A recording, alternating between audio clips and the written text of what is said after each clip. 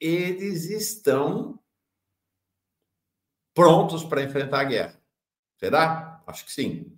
Ou eles estão prontos para enfrentar as guerras. Vamos falar das duas frentes de batalha que se armam contra Alexandre de Moraes, Dino e o STF e contra o governo Lula. A diferença agora, no caso das duas guerras, que não é mais apenas uma guerra da extrema-direita contra Lula e o STF. No passado, o STF, inclusive, participou dessa guerra contra os governos do PT. Vamos ver como vai ser agora. O adensamento dessas guerras pela presença de segmentos da direita que haviam aderido à frente amplíssima de sustentação do governo Lula. A mídia, então Folha, Globo também na mesma balada, e o Centrão, a chamada direita tradicional. Vamos contar tudo isso a partir de agora. Então, o que aconteceu? Ontem, no final da tarde, a Folha de São Paulo lançou esta reportagem em tom bombástico. Moraes usou TSE fora do rito para investigar bolsonaristas no Supremo, revelam mensagens. Assinatura do Fábio Serapião, da Folha aqui de Brasília, e do Glenn Greenwald. Vejam interessante que a Folha não usa a expressão ilegal. Ela usa fora do rito. Fora do rito. E aí fazem um escândalo, mas a dinâmica toda da reportagem da Folha, e é amplificada pela extrema-direita e por segmentos da direita tradicional, vou mostrar esses segmentos daqui a pouco, é traçar um sinal de igualdade entre o que o Alexandre de Moraes está fazendo e o que o Moro fez na Lava Jato. Basicamente é isso. E dizer que esta seria uma nova Vaza Jato. O que foi revelado, na verdade, foram algumas trocas de mensagem do WhatsApp, mas não é entre o Alexandre de Moraes e os promotores e a PGR. Não. É trocas de mensagens entre o Alexandre de Moraes e a sua equipe. Algo completamente diferente do que aconteceu na Lava Jato. Não tem irregularidade nenhuma. O Alexandre de Moraes, que era o presidente do TSE e era o responsável no Supremo pelos processos contra Bolsonaro e contra os criminosos bolsonaristas, dialogando e fazendo demandas, requisições para a sua equipe no TSE, para os processos do STF. Por sinal, a rigor, um ministro do STF tem o poder constitucional de fazer requisições a qualquer órgão público, não é apenas. Agora ele estava num diálogo com a equipe dele e a Folha está tentando transformar isso num grande escândalo. Repito, não fique em pé, mas a gente precisa ficar esperto. Os democratas desse país precisam ficar espertos, porque as tais pedaladas fiscais não ficavam em pé e a história do triplex de Guarujá também não ficava em pé e a gente viu no que deu. As pedaladas deram no golpe contra a Dilma e o triplex do Guarujá deu na prisão de Lula e na sua impugnação para a eleição presidencial de 2018. Então, é preciso ficar esperto, esperta. O fato de não ser consistente, e não, de fato não é, não quer dizer que os efeitos políticos sejam irrisórios. Não são, e nós vamos mostrar agora isso. Então, esse aqui é o texto da Folha. São os dois primeiros parágrafos desta reportagem da Folha de São Paulo. O gabinete de Alexandre de Moraes no STF ordenou, por mensagens e de forma não oficial, a produção de relatórios de justiça, ou de relatórios pela Justiça Eleitoral para embasar decisões do próprio ministro contra bolsonaristas no inquérito das fake news no STF durante e após as eleições de 2022. Vejam que a redação, né? Primeiro que não fala em nada ilegal, né? Está falando em não oficial. E eles tratam o gabinete de Alexandre de Moraes no STF, ordenou por mensagem de forma não oficial para a Justiça Eleitoral como se fosse um negócio distante. Não, cascata. É o gabinete do Alexandre de Moraes, ou o Alexandre de Moraes no STF, ordenou para a equipe dele no TSE relatórios para o processo contra fake news. E aí vejam o final da frase, né? durante e após as eleições de 2022. Vamos ter a Venezuela em mente, tá, gente? Vamos ter a Venezuela em mente. É a mesma operação. É a mídia conservadora, é a direita no Brasil, na América Latina. O que eles dizem lá? Eleições fraudadas na Venezuela. Aqui eles estão levantando a bola para o discurso, para a retomada do discurso bolsonarista, 2+2, de fraude nas eleições de 2022. Vamos lembrar, né? Que da mesma maneira como a Corina Machado e o Gonzalez falam em fraude na Venezuela, o Bolsonaro falou em fraude na eleição aqui em 2022. O Trump falou em fraude lá na eleição dos Estados Unidos. Eles estão levantando essa bola novamente. Diálogos, diz o segundo parágrafo, ao qual a reportagem teve acesso, mostram como o setor de combate à desinformação do TSE, presidido à época por Moraes, foi usado como um braço investigativo do gabinete do ministro Supremo. O que é mentira, né? Não foi um braço investigativo. Ele pediu relatório daquilo que já estava apurado no TSE, Rebeca. Então, são operações de construção, de redação, para ir construindo esse clima político, uma velha estratégia do jornalismo. Né? E os diálogos são diálogos entre o juiz auxiliar do Alexandre de Moraes e o Eduardo Talhaferro, que era o chefe da assessoria especial de enfrentamento à desinformação do TSE. Já falo dele daqui a pouquinho. Rebeca, é uma armação, evidentemente. Com certeza, né, Mauro? Tem superchat aqui pra gente, ó. O Carlos Carvalho, ele diz: Rebeca e Mauro, um bom dia para vocês e comunidade do Fórum Café. Paulo Gonet, chefe da PGR, já pode ser considerado como um verdadeiro tiro no pé, ele comenta aqui pra gente. Antônio Epifânio, agora, Mauro, fica difícil defender o Brasil e o STF desses deputados. Afinal, parte da justiça deram uma ajuda para que esses casos estejam acontecendo, ele diz. A Cristina Sena, desculpa, diz: bom dia, Mauro e Rebeca. Mais um dia de letramento político diante de notícias comentadas com sagacidade. Ela que fala de Belém, do Pará. A Ilse diz: essa demora nas prisões faz com que eles elaborem planos sujos para inocentar o inútil. Um ponto crucial, Ilse. O que acontece? Uhum. O que acontece? Você tem não. Vamos fazer essa avaliação daqui a pouquinho. Mas esse ponto da Ilse, guarda aí, Rebeca, esse comentário da Ilse para a gente voltar. O anterior, esse aí. Uhum. Porque tem a ver, essa ofensiva está acontecendo por conta, por um lado, ou essas ofensivas, né, a ofensiva do Centrão lá e a ofensiva da Folha com bolsonaristas aqui, estão acontecendo por conta da postura do governo em relação à chamada Frente Amplíssima, a submissão ao Centrão e ao Lira, e em relação ao Supremo e à PGR, a essa demora absurda nos processos contra Bolsonaro e o bolsonarismo. Eles estão ganhando força, evidentemente. Vamos em frente. Uma personagem fundamental nesse processo é este que vocês estão vendo aí ao lado do Alexandre de Moraes. Ele é o Eduardo Talhaferro. Ele é um perito criminal.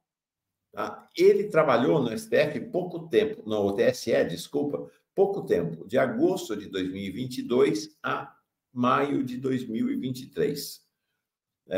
As mensagens que foram divulgadas pela Folha são mensagens trocadas por ele, tá? E são mensagens trocadas por ele com um juiz. Quem é o juiz? Como é que é o nome do juiz? Deixa-me ver aqui, que ele o juiz instrutor Ayrton Vieira.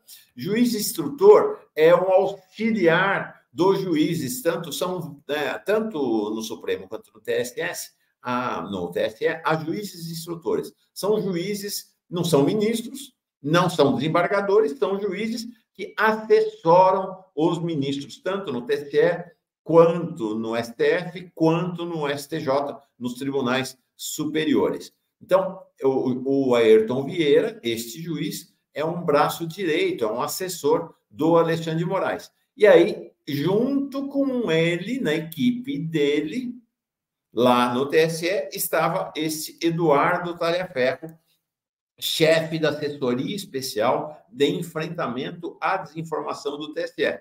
Então, era o responsável, um dos responsáveis pelos processos exatamente de desinformação, fake news, e do bolsonarismo, evidentemente. O que acontece, Rebeca? Olha só, olha como a história anda. Ele entra em agosto de 2022. Vocês estão vendo aí, logo depois da entrada, os dois juntos ali, animado, para trabalhar lá no TSE.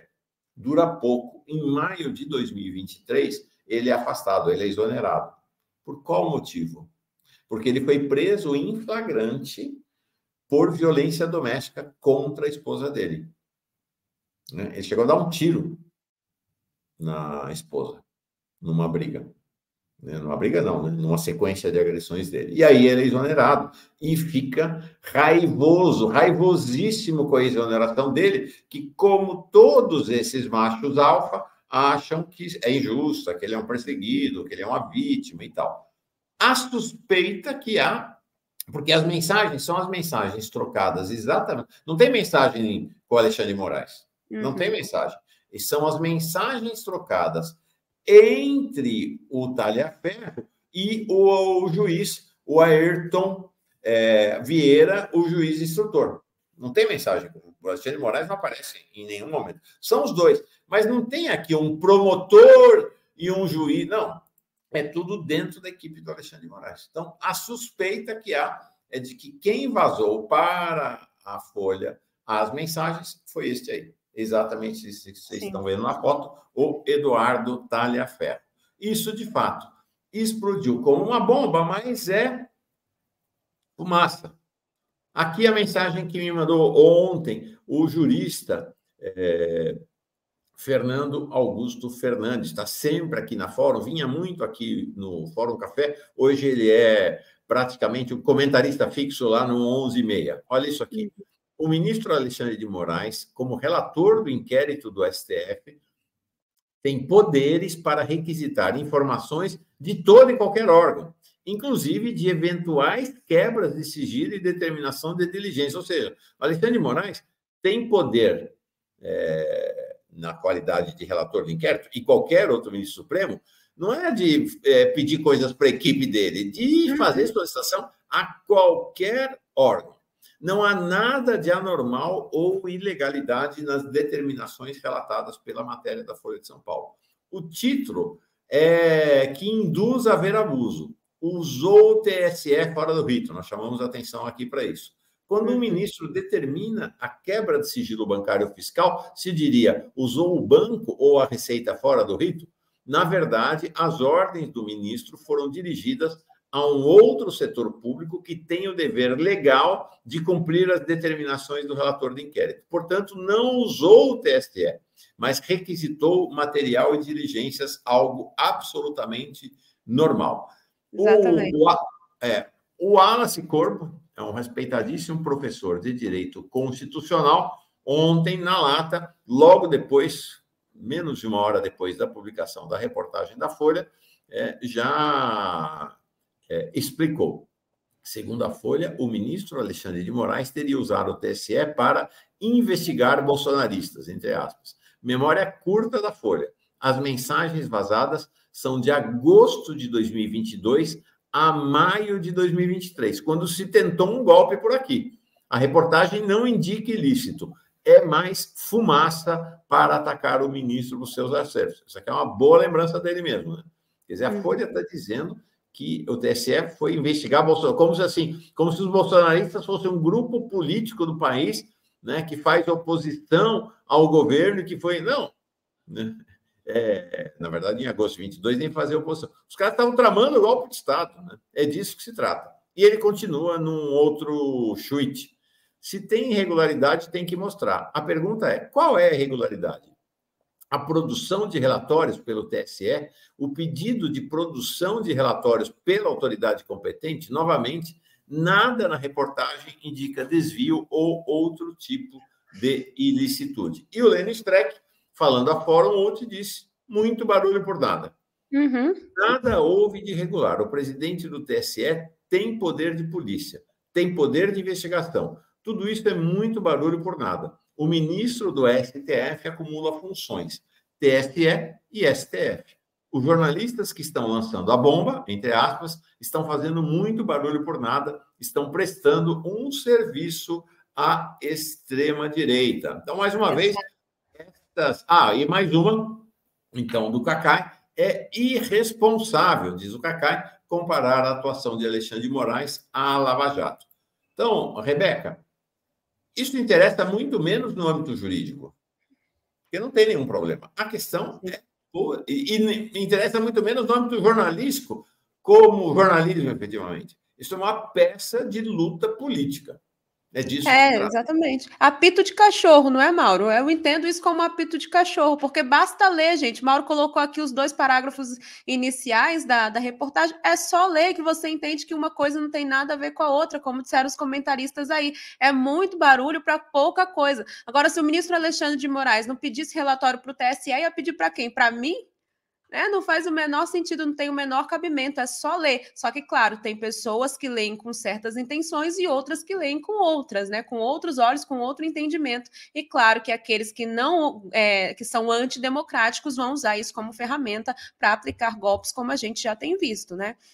Tem comentário aqui pra gente, ó, superchat do Márcio Cruzeiro. Ele diz: a história no Brasil se repete 1000 vezes, sempre como tragédia e farsa, não tem jeito. A mídia tradicional brasileira, a voz uníssona das elites, mais uma vez conspira contra o país. Temos que reagir, Mauro e Rebeca. Obrigada, Márcio, pelo comentário. Bom, gente, muito obrigado pelo superchat. Eu queria reafirmar aqui o pedido que a Rebeca fez, né? A Fórum depende de cada pessoa da comunidade para viver e para crescer. E a gente tem feito essa trajetória ao longo de muitos anos já. Então, cada superchat, como esse que você acabou de ler, cada sticker, cada pessoa que manda uma contribuição pelo Pix, cada pessoa que vira uma nova membra, é fundamental para a gente realizar este projeto. Então, mande seu superchat. É um valor, às vezes, muito pequeno, né? A gente viu agora um de R$20, menos, pode ser R$5. A gente vai juntando. É a força dos pequenos. Aqui não tem grandão. Aqui não tem banqueiro, né? Aqui não tem acordos publicitários escusos. Não. Aqui é a comunidade. Pouco de publicidade do governo federal, muito pouco, muito abaixo do que deveria ser. Um pouco de publicidade que vem pelo Google e pelo YouTube, mas, sobretudo, a comunidade. Pois bem, a Folha e o Glenn Greenwald levantaram a bola, né, e do lado de lá eles chutaram. Então, a decorrência imediata e, evidentemente, isso, a Folha de São Paulo está batendo bumbo, né? Manchete da Folha, toda a primeira página da Folha de São Paulo, do portal da Folha de São Paulo, está dedicado a isso. Eles acham... Gente, eles estão achando que vão levar, porque essa é a ideia, né? Essa é a ideia. Este é o sonho. O sonho é o seguinte, é a Folha poder dizer que causou o impeachment do Alexandre de Moraes. É isso. É isso. Né? Assim como na época da Lava Jato, o sonho era o Jornal Nacional poder dizer: nós causamos a queda de Dilma. Assim como o Globo dizer: nós que levamos à prisão do Lula. Nós que revelamos, né? Olha aqui, ó, a expressão aqui. Revelação de mensagem. Quer dizer que o nosso furo, a nossa reportagem, ela interferiu. Esse é o sonho do jornal, porque o jornalista, gente, não tem poder nenhum, tá? O jornalista não tem poder nenhum. O jornalista é sempre uma expectativa de poder. Em geral, na minha vida jornalística, eu vejo. Quando o jornalista achou que tinha poder, né, porque o poder não é o poder do jornalista. É o poder que você tem pelo espaço na mídia que você tem. Perdeu o espaço, acabou. Acabou. Então, essa ideia de jornalistas que acho que tem o condão de interferir na história do país, né? E a Folha está achando que vai levar ao impeachment de Alexandre de Moraes. Não duvidem, este é o objetivo dessa reportagem da Folha, né? E aí não deu outra, né? Bolsonaristas pedem impeachment e CPI contra Moraes após revelação de mensagens. E olha aqui, ó. Flávio Bolsonaro fala em indício de crime e interferência ilegal na eleição de 2022. Veja como o tema está aí, né? Era esse, era botar em cima da mesa e aí usar a situação na Venezuela, né, que é a mesma campanha que a extrema-direita com a direita e, lamentavelmente, até com o apoio de segmentos do governo Lula, estão fazendo em relação à Venezuela. É levantar a bola de que a eleição de 2022 teve fraude na eleição de 2022, por isso que Lula ganhou. Então tá aí, começou. Então eles já estão recolhendo assinaturas para uma CPI e para abrir um processo de impeachment contra Alexandre de Moraes. Os ministros do Supremo podem sofrer impeachment, sim, lá no Senado. Tá? O Senado pode aprovar processo de impeachment. Esse é um dos motivos pelos quais o bolsonarismo estabeleceu como prioridade para a eleição de 2026 eleger senadores. Eles querem maioria no Senado para poder provocar o impeachment de Alexandre de Moraes, pode ter certeza, do Flávio Dino e de outros ministros do STF, né, em 2020, a partir de 2026. Esse é o objetivo dele. Então, tá aí, a Folha levanta a bola e depois corre lá para ela mesma cortar. Pacheco disse que, calma lá, pera lá. Né? Da mesma maneira como na Câmara, o presidente da Câmara, no caso o Lira, é que estabelece o rito do impeachment, ou seja, se o Lira senta em cima, não anda, o impeachment de um presidente da República, foi o que ele fez durante o governo Bolsonaro, né? Houve dezenas e dezenas de pedidos de impeachment, nunca botou nenhum para andar, né? Nunca instalou comissão, nunca permitiu que a coisa fosse à frente. A mesma coisa no Senado. O Pacheco, Rodrigo Pacheco, presidente do Senado, por enquanto, está dizendo que vai segurar o impeachment do Alexandre de Moraes. Vamos ver como a coisa anda, porque há uma série de confrontos do Rodrigo Pacheco e do Lira contra o STF. Ele pode usar isso como ferramenta de pressão contra o STF. Não tenho dúvida. Em qual caso? No caso das emendas PIX, no caso, ele tem uma posição reacionária, reacionaríssima em relação à questão da maconha, né, que é proibir completamente, né, completamente, o porte de maconha no país e outras posições extremamente retrógradas e reacionárias em confronto com o STF. Ele pode claramente usar isso como uma ferramenta de pressão amiga, vamos dizer assim. Tá? Pois bem, então, mais importante, não é apenas a extrema-direita, não é apenas o bolsonarismo, não é apenas o fascismo. A gente vem falando disso, Rebeca, desde o segundo semestre, o último trimestre do ano passado, quando a gente observou que o reatamento entre Bolsonaro e Moro, lembram-se disso? Que eles refizeram as relações, fizeram as pazes de novo no final do ano passado, que isso significava uma mudança no cenário político brasileiro. Por quê?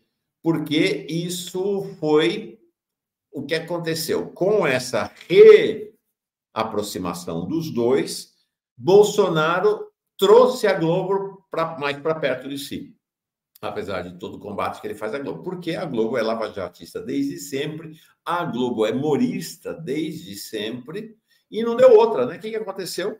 A Globo, não só a Globo, a Folha também, e outros setores da chamada direita tradicional, que não é a extrema-direita de Moro e Bolsonaro, passaram a defender a absolvição de Moro, no caso da fraude que levou ao mandato do senador. Não deu outra. Né? Quando todo mundo dava como certa, lá em junho, julho, que Moro seria cassado, o que aconteceu? Moro não foi cassado e agora nós mostramos uma pesquisa ontem, está aí, pode virar governador do Paraná. Então, é importante que esse processo, a aliança da extrema-direita com a direita tradicional, com a direita do capital financeiro, ela dá fôlego para a extrema-direita e ela tem um peso no cenário nacional muito grande. Nós mostramos aqui ontem, muito antes de estourar essa crise. Lembra-se? Essa entrevista que o Nelson Jobim deu à CNN no fim de semana. dizendo 8 de janeiro, a mesma tese do Bolsonaro, a mesma tese do Bolsonaro. O 8 de janeiro foi a catarse da frustração, não um atentado à democracia. Em outras palavras, o que o Nelson Jobim quis dizer é que foi uma arruaça. Não é tão importante, foi uma arruaça apenas. Não foi tentativa de golpe. Tá? Foi muito impactante. Nós chamamos a atenção aqui, não teve grande destaque essa entrevista do Jobim, mas nós chamamos a atenção aqui ontem, né, Rebeca? Presta atenção nisso, porque isso é importante. Não deu outra. Quem é Nelson Jobim? Sócio, dono e membro do Conselho de Administração do BTG Pactual. Não é pouca coisa. Hoje um milionário. Hoje um milionário, talvez multimilionário. Está aqui, ó, ontem. Aí ontem, o que aconteceu? Então, isso foi no fim de semana, nós registramos na segunda e ontem chamamos bastante atenção para essa declaração do Jobim. Aí, ontem, o que aconteceu? Ele disse o seguinte, comparou a atuação do ministro do STF, Alexandre de Moraes, à Operação Lava Jato. Diz que os métodos empregados pelo magistrado são próximos aos adotados pela investigação encabeçada pelo ex-juiz e atual senador Sérgio Moro. O Nelson Jobim não é um barra-botas da extrema-direita, é alguém importante, alguém, inclusive, que tem relações próximas do presidente Lula. Olha só, quem é Nelson Jobim? Nós chamamos a atenção disso ontem, volto a chamar aqui. Ele foi presidente do STF de 2004 a 2006. Ele entrou no STF depois de ter sido ministro da Justiça no governo FHC, de 95 a 97. Foi para o STF por indicação do Fernando Henrique Cardoso e virou presidente de 2004 e 2006. Deixou o STF para assumir o cargo de ministro da Defesa. Pois é, ele foi ministro da Defesa no segundo governo Lula e no primeiro governo Dilma. Parte do segundo governo Lula e parte do primeiro governo Dilma. É alguém da chamada Frente Amplíssima. E aí, desde 2016, ele é sócio e membro do Conselho de Administração do BTG Pactual. BTG Pactual, o dono do BTG Pactual, ele faz declarações de amor dia sim, dia não ao Haddad e ao arcabouço fiscal. Dia sim, dia não. Dia sim, dia não. O Haddad está toda hora no BTG Pactual, mas vamos entender o lugar que esses personagens todos ocupam na cena política. Então, não é pouca coisa, né, essa situação. O André Brum diz isso mesmo, né? Foi ministro da Defesa da Dilma por pouco tempo. 2011, primeiro ano do mandato Dilma só. Tá? Exatamente. Tá bom? Mas alguém de relações, inclusive, a vários segmentos do PT.